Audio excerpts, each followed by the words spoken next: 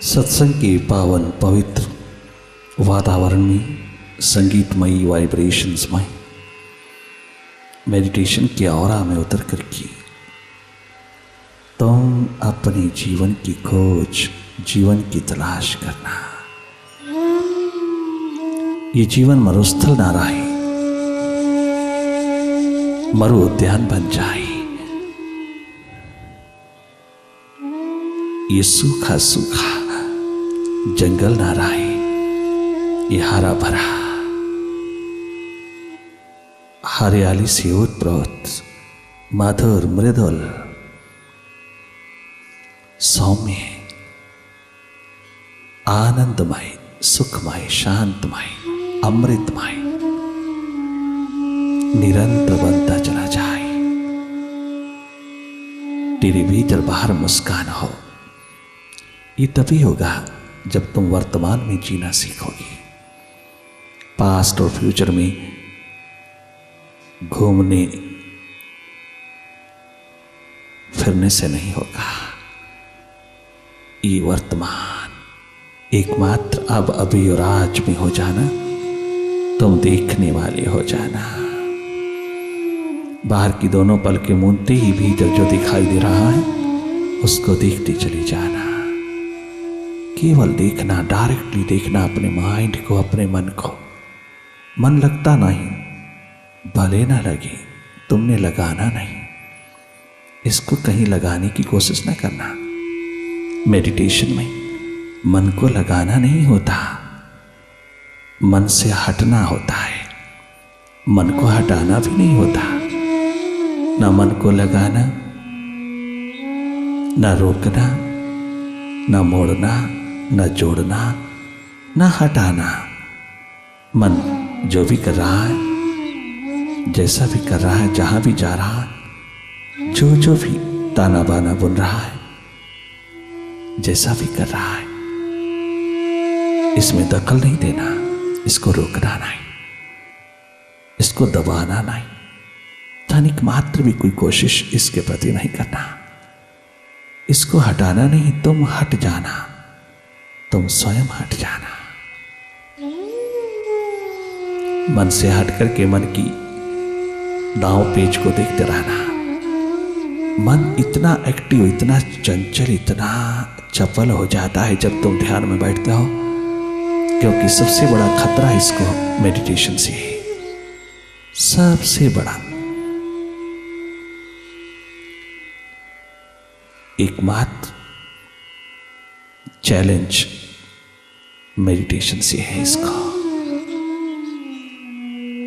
बहुत घबराता है ये अंतस ध्यान से, मेडिटेशन से। इसलिए वो अपनी तमाम शक्तियों को खड़ा कर देता है, अपनी सारी प्रॉपर्टीज, काम क्रोध लोभ मोह अहंकार को खड़ा कर देता है, पास्ट और फ्यूचर को खड़ा कर देता है, बीते हुए कल की बातें खड़ी कर देता है, विचारों की भीड़ इकट्ठी कर देता है, विचारों का महाभारत खड़ा कर देता है।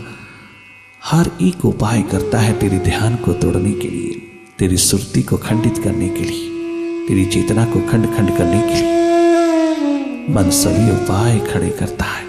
परंतु जो भी करे, तुम इसको देखने वाले हो जाना। तनिक मात्र रोकना नहीं। मन कहीं भी जाए, परंतु तुम मत जाना, तुम भीतर रहना, तुम अपने स्वभाव में रहना। मन की गति को देखते रहना, माइंड की सारी मूवमेंट्स को देखते रहना, मन माया के विस्तार को देखते रहना।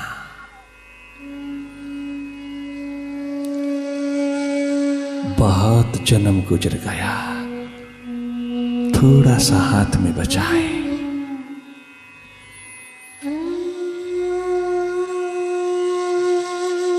इसका सदुपयोग कर लेना। जिस पर्पस को फुलफिल करने के लिए तुम जगत में आए हो,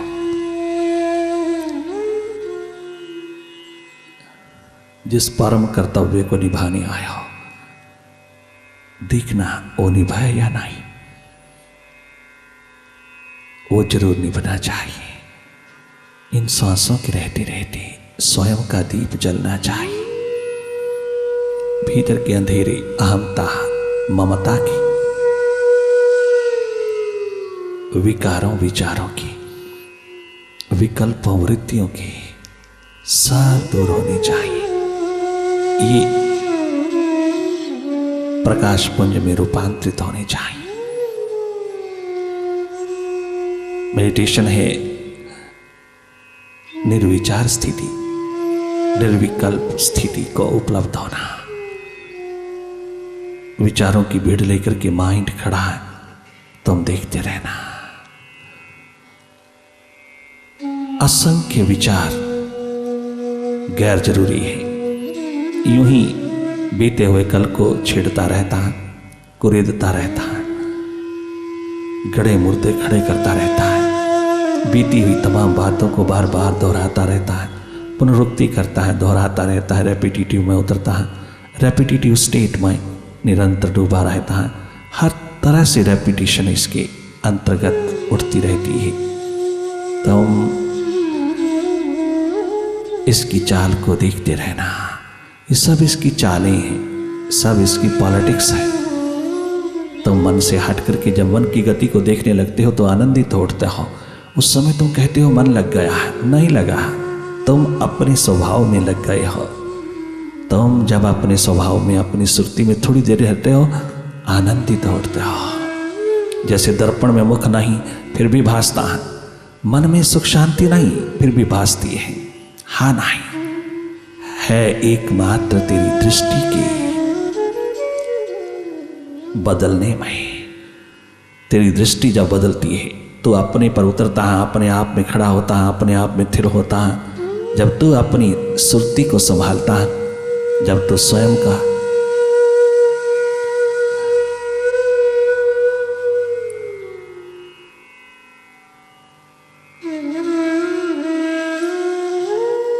अपना स्वभाव, अपनी ट्रू नेचर, वो देखने की कला, जागे जागे देखने की कला को संभालता है तो उसी समय आनंदित होता है। आनंद तेरे में है, मस्ती तेरे में है, मन में नहीं है। ये भ्रम टूटना चाहिए। मन लगने से नहीं होता, आनंद आनंद होता है जब तू होता है। बेप्रवाही का आलम जब तेरे हाथ लगता है तो समझ लेना कि तू अपने में उतर आया है। बुद्धि से उतर करके तूने अपने हृदय को जगाया है, तूने अपनी सुरती संभाला, तू आनंद मगन हो उठा, वाह वाह कर उठा। मेडिटेशन तुझको अपनी याद दिला दिए, अपने स्वभाव की, अपने ट्रू नेचर की याद दिला दिए, अपने अंश की याद दिला दिए, अपने क्रिएटर, अपने मालिक, अपने मुर्शिद की याद दिला दिए।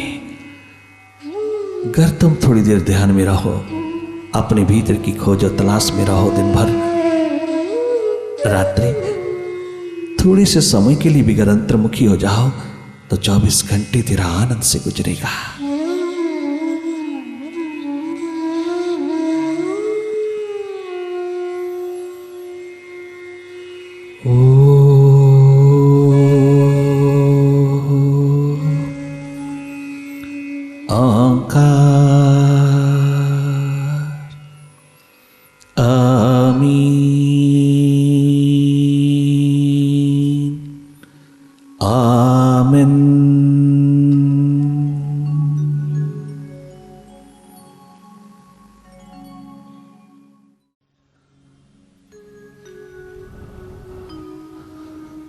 श्री गुरुवे नमः।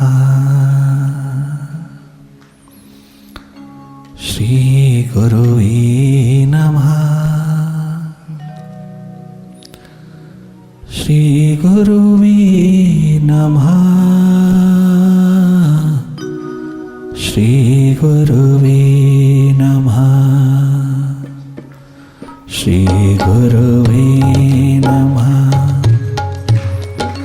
श्री गुरुवे नमः।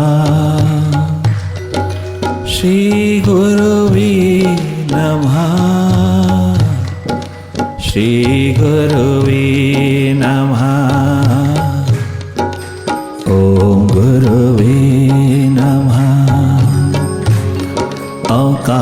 गुरुवे नमः। ओम गुरुवे नमः। ओंकार गुरुवे नमः। शब्दों पे न जाना, भाषा पे न जाना, तुम उसके प्रति नतमस्तक रहना, उसके प्रति नमस्कार में उतरना, उसके प्रति समर्पण की परम घटना में उतरते चले जाना। ये शब्द भाषा अनेक हो सकते हैं, किंतु भाव एकमात्र उसके चरण में, उसके शरण में मरने मिटने का, समर्पित होने का, नमस्कार, प्रणाम, नमन करने का है। ये भाव जगाना, भाव शब्द नहीं, भाषा नहीं, भाव। अपने भाव में उतरते चले जाना, भीतर भीतर समर्पित होते जाना अपने आप के प्रति, अपने दीप, अपनी ज्योत जगाना। ओम गुरुवे नमः।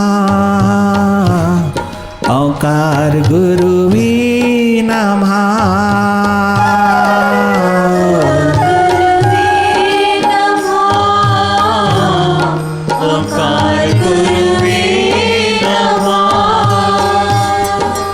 ओम गुरुवे नमः। ओंकार गुरुवे नमः। श्री गुरुवे नमः। श्री गुरुवे नमः। ओम गुरुवे नमः नमः नमः नमः। ओम गुरुवे नमः। ओम गुरुवे नमः। ओम गुरुवे नमः। ओम गुरुवे नमः। ओम गुरुवे नमः।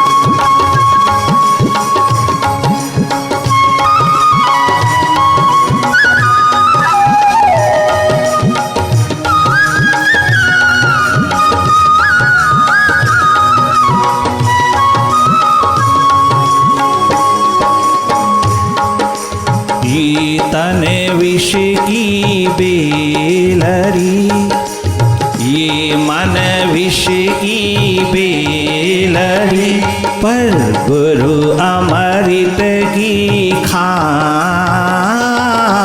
ये मन विष की बेलरी, पर गुरु अमृत की खान।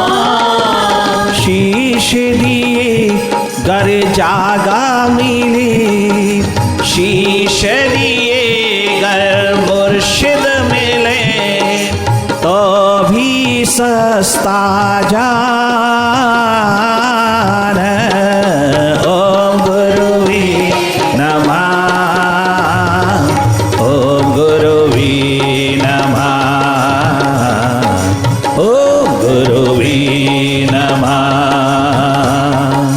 ओम गुरुवे नमः। ओंकार गुरुवे नमः। एक ओंकार नमः। ओम गुरुवे नमः। ओम गुरुवे नमः। ओम गुरुवे नमः। ओम गुरुवे नमः। ओम गुरुवे नमः। ओम गुरुवे नमः। नमः, ओम गुरुवे नमः।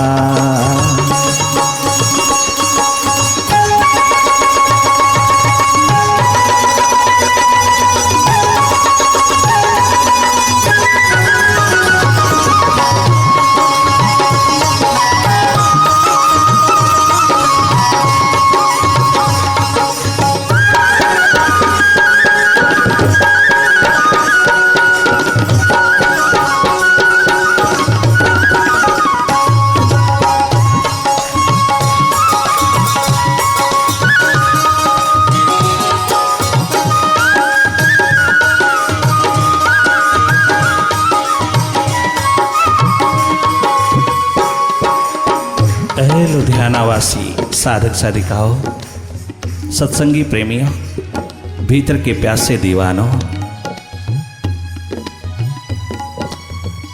इस रूहानियत के मायकदे मायखाने में अरिंदों का स्वरूप बनकर के आने वालों, एक बात का ध्यान रखना,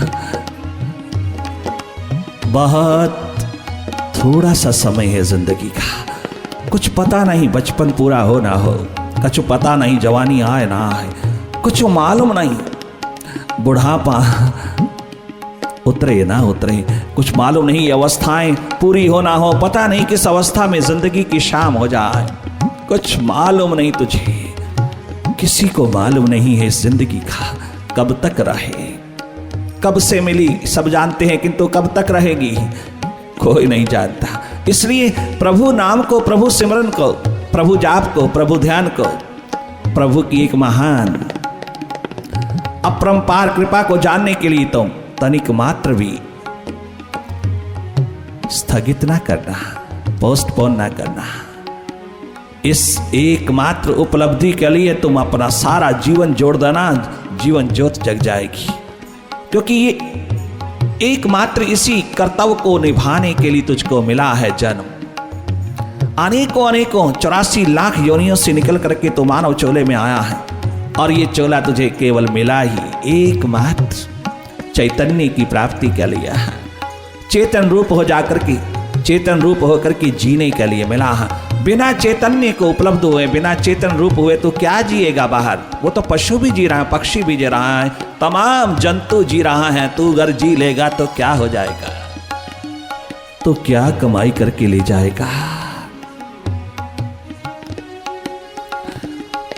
अरे हम देख रहे हैं तुम पूजा करते हो पदार्थों को पाने के लिए, तुम पाठ करते हो पदों को पाने के लिए, तुम जाप करते हो जगत को रिझाने के लिए, तुम सिमरन करते हो समान संतान की प्राप्ति के लिए, तुम हवन यज्ञ करते हो, हवाओं को शुद्ध करने की कोशिश करते हो, बाहर की हवाओं को तुम हवन यज्ञ करते हो एकमात्र अपनी इच्छाओं की पूर्ति के लिए, अपनी इच्छाएं, कामनाएं, वासनाओं की पूर्ति के लिए तुम प्रार्थना कर रहे हो हवन यज्ञ में। तुम कहां प्रभु को रिझाने में कुछ कर रहे हो? तुम कहां अपने स्वयं ज्योत, जीवन ज्योत को जगाने की कौन सी तुम साधना कर रहे हो? कौन सा साधन जुटा रहे हो? कौन सी प्यास लगन उत्कंठा में हो तुम? थोड़ा सा प्यास लगता तुम किताबें खोल के बैठ जाते हो।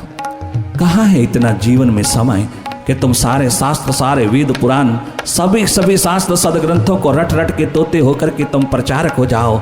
ये कोई जीवन का लक्ष्य नहीं है, ये कोई जीवन की कीमत नहीं है, ये कोई जीवन की खोज तलाश नहीं है। हमेशा मानने में ही न रहना, मानते मानते मानते अनेकों जन्म गुजर गए, तेरा कुछ नहीं बना। मानना नहीं है, जानना, एकमात्र उसको जगा करके जान लेना। तुम जाग करके जान लेना उसको जिसको तुम मानते चले आ रहे हो। एकमात्र इस धरती के ऊपर सबसे बड़ा दुर्भाग्य यही घटित हुआ है कि आज ईश्वर को आपने मान लिया, जानने की कोशिश छोड़ दिया, उससे मिलने की तमन्ना नहीं उठाई, उसके साथ जुगलबंदी की प्यास नहीं उठाई, उसको अपने अंतर्गत उतारने में और उसके अंतर्गत होकर के जीने में तूने कभी कोई उत्कंठा नहीं उठाई।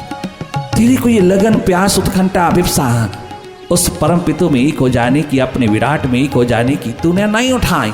कोई उठाता भी है तो जाने, बस मैंने मान लिया, मंदिर गुरुद्वारा मान लिया, मस्जिद चर्च मान लिया, मैंने सर झुका दिया, मान लेना बहुत है। तर्क थोड़ा उठाना है, ये तर्क नहीं, तर्क का तो विषय ही नहीं यहाँ। ये है प्यास का,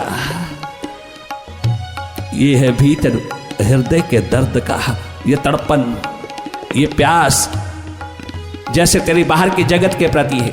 यहां तक कि सिमरन जाप हवन यज्ञ पूजा पाठ भी तू बाहर के जगत के लिए कर रहा है। क्या प्यास जगाई है तूने जगत के लिए। सामान सम्मान संतान संपत्तियां और तमाम दुनिया भर के ग्लैमर, दुनिया भर के आकर्षणों को प्राप्त करने के लिए ना जाने तूने कितनी प्यास जगाई है। परंतु ये प्यास तो एक दिन पत्थर बना देगी तुझको। ये प्यास तुझे परमात्मा नहीं होने देगी। इस प्यास में परमात्मा नहीं उतरेगा। एक दिन ये प्यास निरंतर अधूरी रहती हुई तुझको मौत के हवाले कर देगी। कहीं मंजिल नहीं, कहीं तृप्ति नहीं। एक प्यास परमात्मा की, मानना नहीं जानना, जानना। जानने के बाद जब तुम मानोगे तो मानना सार्थक होगा, उससे पहले नहीं। धन्य धन्य है वो जीव जो जानने में लगे हैं, जो जागने में लगे हैं, जो स्वयं को जगाने में लगे हैं। इससे बड़ा कोई शास्त्र नहीं, इससे बड़ा कोई पठन पाठन नहीं, इससे बड़ी कोई पढ़ाई नहीं, इससे बड़ी कोई स्टडी नहीं। तुम क्यों समय बर्बाद करते हो जीवन का। अनमोल सांसों को कहां तुम लुटा रहे हो, अनमोल जिंदगी को कहां तुम खर्च करते कौड़ी के भाव सरे बाजार लुटा रहे हो। नहीं, ऐसा अन्याय, ऐसा पाप ना कर। तू अपने भीतर उतर, जहां शास्त्रों के शास्त्र छिपा है, जहां वेदों के वेद छिपा है, जहां उपनिषदों के उपनिषद छिपा है, जहां सदग्रंथों की दुनिया छलकती हुई तेरे हाथ लगती है, जहां चश्मे हैं आनंद के मस्ती के खुमारियों की, जहां सुख के भंडार अपने आप खुलते चले जाते हैं, जहां स्वास्थ्य की महान लहरियां तेरे हाथ लगती हैं, जहां आकाश गूंजते हैं अनहद नाद के संगीत के, उस और अपने भीतर की उड़ान भरो इंसान।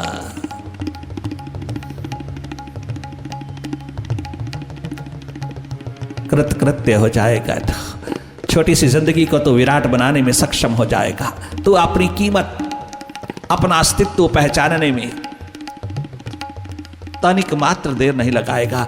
वो जहां है उसको वहीं ढूंढ लेना, तनिक मात्र देर नहीं लगती। बचपन हो, जवानी हो, बुढ़ापा हो, किसी भी अवस्था में तुझे अपने भीतर की प्यास लग जाए तो तू पूछेगा ईश्वर कहाँ है, क्या है, कौन है। जैसे नरेंद्र विवेकानंद अनेकों द्वारों से होता हुआ जब कहीं प्यास तृप्त नहीं हुई तो एक अपढ़ अनपढ़ गंवार गांव के एक बुढ़े बावे के पास गया, जिसको लोग इस तरह से बोलते थे। एक पागल बाबा के पास गया जिसको सारा कलकत्ता पागल कहता है, अपढ़ कहता, अनपढ़ कहता, गंवार कहता है, गांव का बुढ़ा कहता है। बड़ी झिझक के साथ गया, हेजिटेशन के साथ गया। जब और इतने बड़े बड़े विद्वानों के हाथ लग करके मुझे कुछ नहीं मिला, बड़े बड़े विद्वानों के द्वार पर जाकर के मेरी आंख नहीं खुली, मुझको मेरी प्यास की दीवानगी कहीं ले ना पाई, कहीं ले जा ना पाई, कहीं मैं पहुंच ना पाया, कहीं तृप्त ना हो पाया। इतने बड़े बड़े विद्वानों के द्वार से गुजरा, भला ये बाबा मुझे क्या देगा। प्यास थी, खोज और तलाश थी, केवल मानना नहीं जानने की प्यास थी। उसको जनाने की प्यास थी, जानने की प्यास थी, अपने को जगाने की प्यास। नरेंद्र एक बहुत अति गरीब परिवार का बच्चा, जिसके घर में 2 समय का भोजन नहीं है, और प्यास पदार्थ की नहीं है, प्यास किसी बड़े बड़े पद को प्राप्त करने के लिए नहीं, स्टेटस को गेन करने के लिए नहीं, बड़ी बड़ी पढ़ाइयां करने के लिए कोई प्यास नहीं, कोई एम्बिशन नहीं। इस जगत के पद पदार्थ प्राणी पैसा प्रतिष्ठा को पाने की जिसके अंदर कोई एम्बिशन नहीं, कोई आकांक्षा नहीं, कोई प्यास नहीं जगत के लिए, संसार के लिए। एक प्यास है उस गरीब बड़े परिवार के बच्चे को परमात्मा को जानने के लिए, एक प्यास है अपने परम पितु में उतर जाने के लिए, एक प्यास है अपने भीतर को जानने के लिए। उस प्यास को लेकर के कौन कहां नहीं जाता, हर जगह जाएगा वो प्यासा दीवाना। और जिस जगह के ऊपर उसको प्यास की तृप्ति अनुभव होगी वहीं अपना मत्था टेक देगा, सदा सदा के लिए चरणों पर झुका देगा। उसको परवाह नहीं कौन क्या कहता है, उसको परवाह नहीं कौन दाएं बाएं क्या कहता है, उसे कोई परवाह नहीं प्यासे दीवाने को, क्योंकि उसको कोई एक्सपेक्टेशन नहीं, उसको कुछ लेना देना नहीं दुनिया से। उसे एक अपने प्रभु अपने प्रीतम प्यास उसके प्रेम से लेना देना है। ऐसी एक दीवानगी, ऐसी एक प्यास भरी तड़पती हुई मछली की तरह जीवात्मा अपने विरह में डूबी हुई नरेंद्र की कहानी है। नरेंद्र पहुंचा। सबके द्वार पर जो उसने सवाल उठाया वो सवाल उसने बाबा रामकृष्ण के द्वार पर भी उठाया, परंतु जवाब ऐसा मिला कि आज तक कहीं से मिला नहीं। यह है भीतर की पढ़ाई, यह है भीतर की स्टडी, यह है भीतर का अन्वेषण, यह है भीतर की रिसर्च, यह है भीतर की खोज, यह है भीतर की सुपर साइंस, यह है भीतर की तलाश। मानने की बात नहीं, जानना। जानना। रोज रोज मत्थे टेकते हो, मानते हो ना, किंतु कभी जानने की कोशिश किया उसको? जानने का मतलब कभी उसको अपने भीतर की तमाम गहराइयों में उतर करके उसको खोजने की कोशिश किया? वो तेरे भीतर आ और तू बाहर मत्थे टेक टेक के मर गया, तेरा हाथ कुछ नहीं लगा और तेरे भीतर बैठा था, तू जान ना पाया। उधर तूने खोजा ही नहीं, तूने तलाशा ही नहीं, तूने जानने की कोशिश नहीं किया उसको, तेरे भीतर बैठा, तूने जाग करके देखा ही नहीं। तू सोया सोया बाहर मत्थे टेक टेक करके बाहर के पूजा पाठ सिमरन जाप हवन यज्ञ कर करके मुआ पुण्य कर्म कमा गया, फिर अगले जन्म में थोड़ा सुख मिला, उस सुख के अहंकार अभिमान में तूने दुख ही दुख कमा लिया। ये तेरा चक्कर है एकमात्र जन्म मरण का। परंतु करुणा है फकीरों की जो तुझको उस जन्म मरण के चक्कर से आजाद करने के लिए कड़वा भी बोलते हैं, जहर भी घोलते हैं, वह पीटता भी है, वह ना जाने कितने कठोर होकर के बोलते हैं, केवल एकमात्र तेरी निद्रा को तोड़ने के लिए, तेरे सपनों भरी दुनिया, सपनों भरे माइंड को, सपनों भरी जिंदगी को, एम्बिशंस, आकांक्षा व्यर्थ की, आशाएं व्यर्थ की, एक्सपेक्टेशंस, अपेक्षाएं, इन सब से आजाद करने की एक करुणा दया उनके भीतर छलकती है। वो तुझको परम स्वतंत्रता के शिखर में देखना चाहते हैं, क्योंकि मानव जन्म का मुख्य लक्ष्य यही है, परम स्वतंत्र होकर जीना, अपने मन बुद्धि इंद्रियों से आजाद होकर के जीना ही आजादी है। भीतर स्वतंत्र होना तभी कीमत है स्वतंत्रता की, बाहर भीतर, वरना सूंघता कोई नहीं है,